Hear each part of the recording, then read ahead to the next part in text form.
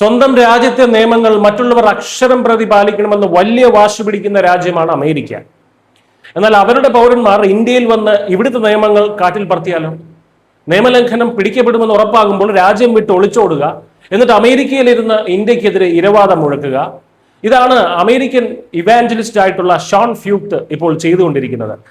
താൻ കാരണം അമേരിക്കൻ സർക്കാർ ഇന്ത്യയോട് ഒട്ടും സംതൃപ്തരല്ല എന്നൊരു വിചിത്രമായ ഭീഷണിയും ഈ ഇവാഞ്ചലിസ്റ്റ് മുഴക്കുന്നുണ്ട്.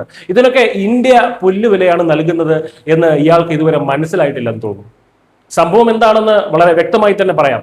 ഷോൺ ഫ്യൂക്ട് എന്ന ഈ അമേരിക്കൻ ഇവാഞ്ചലിസ്റ്റ്, അതായത് ഒരു സുവിശേഷ പ്രസംഗകൻ, ഇന്ത്യയിൽ എത്തിയത് ഒരു സാധാരണ ടൂറിസ്റ്റ് വിസയിലാണ്. വിനോദസഞ്ചാരത്തിനെത്തിയ ഈ വിദേശി നേരെ പോയത് ആന്ധ്രാപ്രദേശിലെ അനന്തപൂർ ജില്ലയിലുള്ള സയൻസ് സെന്റർ എന്നൊരു സ്ഥാപനത്തിന്റെ ഉദ്ഘാടനത്തിനാണ്. ഒരു സാമൂഹിക മതകേന്ദ്രം എന്ന് പേരിട്ടിരിക്കുന്ന ഈ സ്ഥാപനത്തിൽ വലിയ ജനക്കൂട്ടത്തെ വിളിച്ചുകൂട്ടി പ്രാർത്ഥനകളും സുവിശേഷ പ്രചാരണങ്ങളും ഒക്കെ ഇദ്ദേഹം നടത്തി.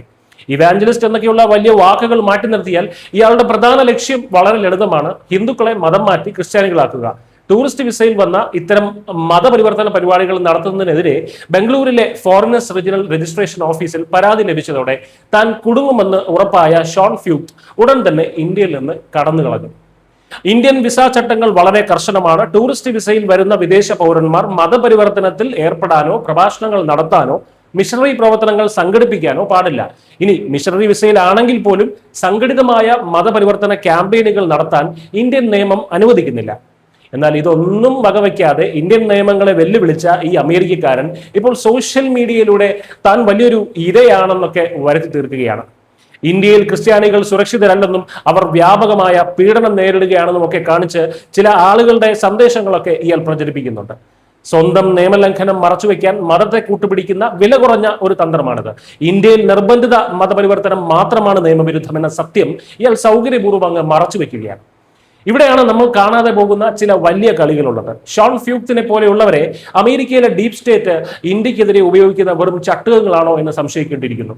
ഇന്ത്യയുടെ ആഭ്യന്തര കാര്യങ്ങളിൽ ഇടപെടാനും അന്താരാഷ്ട്ര തലത്തിൽ നരേന്ദ്രമോദി സർക്കാരിനെതിരെ അസഹിഷ്ണുതയുടെ കഥകൾ മെനയാനും ഇത്തരം സുവിശേഷകരെ കൃത്യമായി ഉപയോഗിക്കുന്നുണ്ട് എന്ന് വേണം കരുതാൻ. രാജ്യത്തെ നിയമ നടപടികളെ മനുഷ്യാവകാശ ലംഘനമായി ചിത്രീകരിക്കുന്നത് ഇതിന്റെ ഭാഗമാണ്.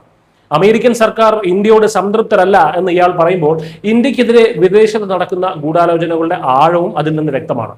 മാത്രമല്ല, ഇത്തരം വ്യാജ ആരോപണങ്ങൾ ഇന്ത്യയിലുള്ള ചില ദേശവിരുദ്ധ ശക്തികൾ ഏറ്റെടുക്കുമെന്നും അത് രാജ്യത്ത് അശാന്തി സൃഷ്ടിക്കാനും സർക്കാരിനെതിരെ തിരിക്കാനും സഹായിക്കുമെന്നും ഈ വിദേശ ഏജൻസികൾക്ക് കൃത്യമായിട്ട് അറിയാം. എന്നാൽ പുതിയ ഇന്ത്യയുടെ മുഖം ഇവർ ഇനിയും തിരിച്ചറിഞ്ഞിട്ടില്ല. ഇന്ത്യയുടെ നിയമങ്ങൾ എല്ലാവർക്കും ബാധകമാണ്. അത് ലംഘിക്കുന്നത് എത്ര വലിയ സാമ്രാജ്യത്വ ശക്തിയുടെ ആളാണെങ്കിലും യാതൊരളവുമില്ല. മതത്തിന്റെയോ സുവിശേഷത്തിന്റെയോ മറവിൽ രാജ്യത്തിന്റെ സമാധാനം തകർക്കാനും രാജ്യത്തെ ലോകത്തിന് മുന്നിൽ അപകീർത്തിപ്പെടുത്താനും ശ്രമിക്കുന്ന ഇത്തരം വിദേശ പ്രതിനിധികളുടെ ഇരവാദങ്ങൾ ഇനി ഇവിടെ വില പോവില്ല. വിസ ചട്ടങ്ങൾ ലംഘിച്ചാൽ കർശന നടപടി ഉണ്ടായിരിക്കും. അതിൽ അമേരിക്കൻ സർക്കാരിന്റെ അതിർത്തി നോക്കി നിയമം നടപ്പിലാക്കാതിരിക്കാൻ ഇത് പഴയ ഇന്ത്യ അല്ല എന്ന് ഇനിയെങ്കിലും ഇത്തരം ആളുകൾ മനസ്സിലാക്കുന്നത് നന്നായിരിക്കും. ഈ മണ്ണിൽ ഒരൊറ്റ നിയമം മാത്രമേ നടപ്പിലാകൂ, അത് ഇന്ത്യയുടെ നിയമമാണ്.